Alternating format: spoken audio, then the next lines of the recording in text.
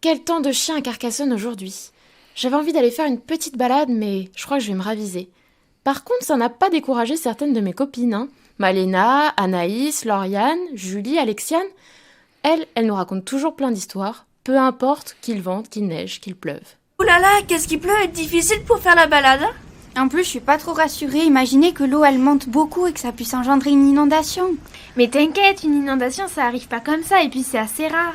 Et si il y en a souvent des inondations. Ah bon, mais comment ça se fait? C'est bizarre ça. Moi-même, je ne sais pas comment ça se fait. Tout ce que je sais, c'est que ici même, à Carcassonne, il y a souvent beaucoup d'inondations. C'est vrai, oui, je me souviens de celle de l'an dernier. Même que des amis à moi ont été inondés. Et en 2018, il y a eu plusieurs morts. Mais c'est bizarre ça, comment ça se fait? C'est parce qu'en fait, on se trouve dans le bassin versant de l'Aude. Il y a toujours eu des risques d'inondation, en fait, voilà. Juste, c'est quoi le bassin versant? Mais Malena, on l'a vu en SVT en début d'année. Souviens-en toi. Je m'en souviens pas, désolée. Oh là Ben, là. le bassin versant, c'est l'endroit où se déverse l'eau de toutes les rivières qui sont aux alentours du fleuve.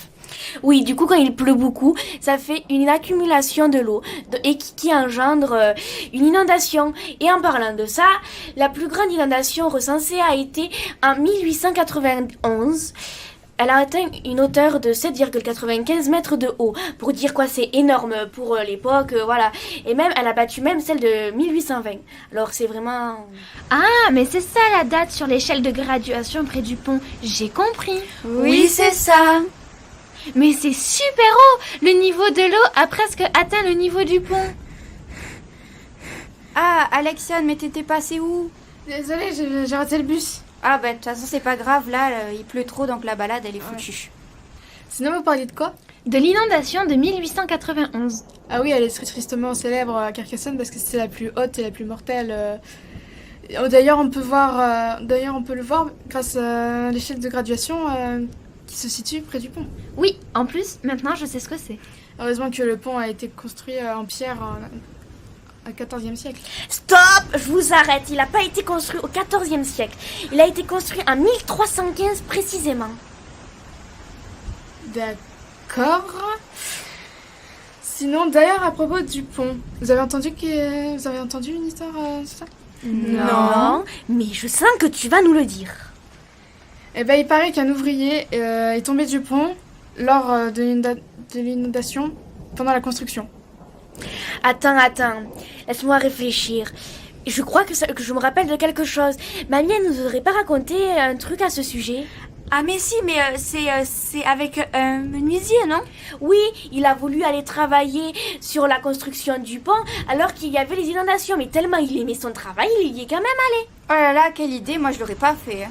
Mais les gens ont dû lui dire de ne pas y aller. Il était un peu fou. Du coup, évidemment, il est tombé à l'eau. Et si on parle de la même personne, c'est bien celui qui transportait une grosse planche de bois. Oui, le menuisier. Ah. Le courant devait être tellement fort, l'eau tellement agitée et bouillonnante qu'il a dû monter sur la planche pour survivre. Mais du coup, il est mort? Eh bien non, figurez-vous qu'il n'est pas mort.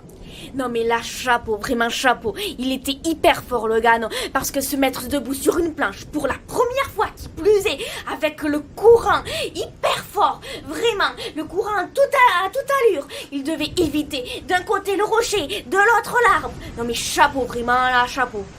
Limite, j'aimerais trop qu'il y ait une autre inondation pour essayer, quoi. Mais comment il a fait pour tenir debout sur la planche? Je suis sûre qu'il était sur la planche, les pieds au milieu, bien ancrés, genoux pliés, un bras devant, un bras sur le côté, et qu'il a commencé à slalomer entre les détritus et les arbres. Et ben, pour survivre, hein. Non mais quand même, dit comme ça, mais ça a l'air trop bien. Il a fusé comme une fusée. Et c'est quand